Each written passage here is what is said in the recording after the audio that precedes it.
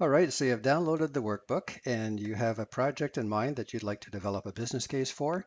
There are a few things to keep in mind as you get started. We'll assume that you have enough sustainability expertise to be able to get underway with the project that you have in mind. We'll also assume that you've got some level of comfort with Excel and how to navigate an Excel workbook. There is another help video that gives you some guidance on that if you need it. And you might also think about someone perhaps in finance that can help you with any Excel questions that you might have. And the nice thing about having someone in finance is that they may be able to help you with some of the data as well. So they could become your new best friend. And of course, you need to have a sustainability initiative in mind, a particular project that you would like to have the CFO of the company approve. In our case, we're going to be using the example of retrofitting a headquarters building to a green standard. So having a specific project in mind is very, very helpful when you're using the workbook. You also need to have a specific organization in mind, and in particular, whether this project is going to affect the entire company or just a specific location within the company. And that affects the kind of data that you're going to be getting, and whether the data is company level data, location level data, country level data, department level data. So you need to have that thought through a little bit. And you also want to start thinking about how you're going to tailor the workbook to satisfy whatever it is the chief financial officer is looking for in a business case. So let's just spend a minute on that. There are only three justifications that are ever used by an organization, whether it's private or public, to justify doing something that they're not already doing. The first one is to do the right thing. That's always in the background. It's aligning with the purpose of the business. And from a sustainability point of view, that's very important to those of us that care about the health of the environment and society, etc. And also the other justifications are capturing opportunities and mitigating risks. Previously, most companies thought of it as sort of an either or thing. Either you do the right thing or you capture opportunities and mitigate risks. But recently, that dynamic has changed. Specifically, what we're talking about is the fact that if you do the right thing, you may find that it is driving the others and that it's enhancing your reputation, engaging stakeholders, driving innovation, which creates opportunities for you to capture and helps mitigate the risks. So the relationship between these three justifications is changing, especially in the 21st century. And what we're finding is that what used to be an either or proposition is becoming a both and proposition. And in fact, it becomes almost a cause and effect kind of relationship between the do the right thing justification and the other two. And your business case is trying to help the company see that doing the right thing is not a sacrifice. It will drive opportunities and mitigate risks, and that those are great enough to be able to justify doing something that they weren't already. So the elements in the business case are arrayed around these three justifications.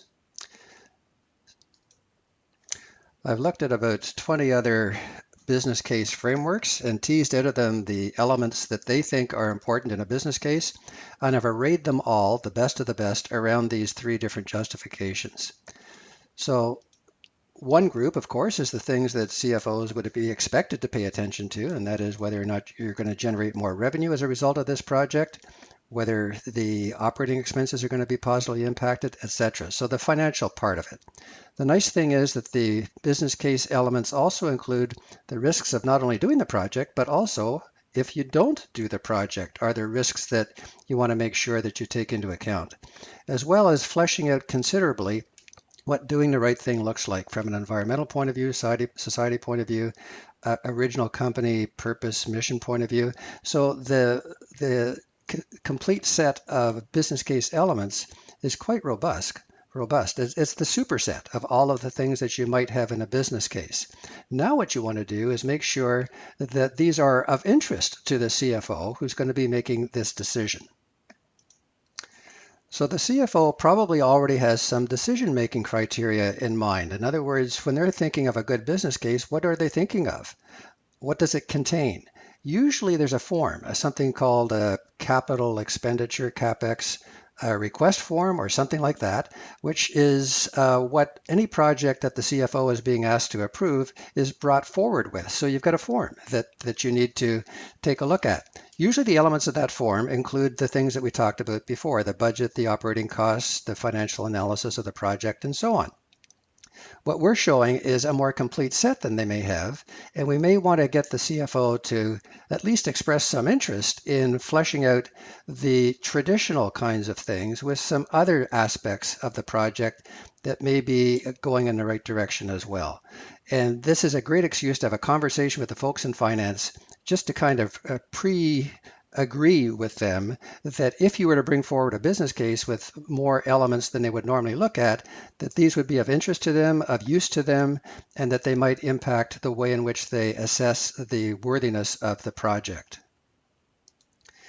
It's also a help as a way to set up the pins to have them realize that some of these things are going to be lurking in the background, and although they didn't used to think of these things, that they need to start including them in their decision-making criteria as they go forward.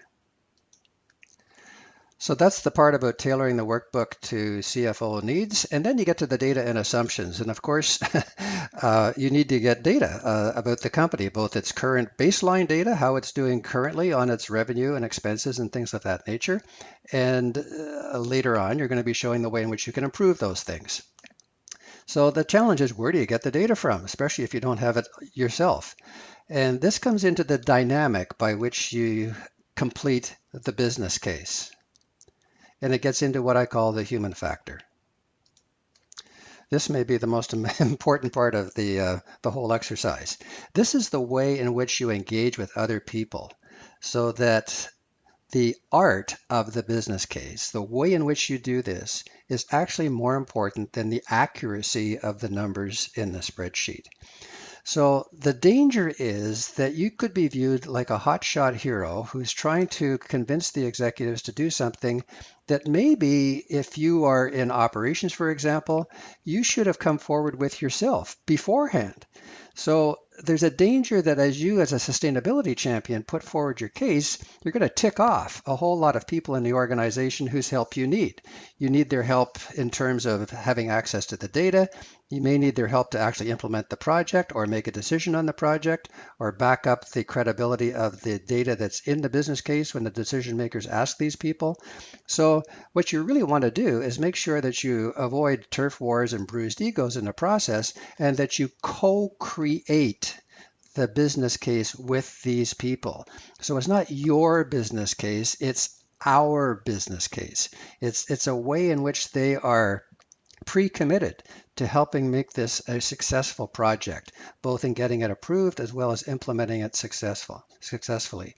So it's very, very important that you engage with these people, let them know what you're doing, let them know why you're doing it, whether or not this is of interest to them, so that this is a joint project that you go forward with and co-propose together, and then co-own it and co-implement it.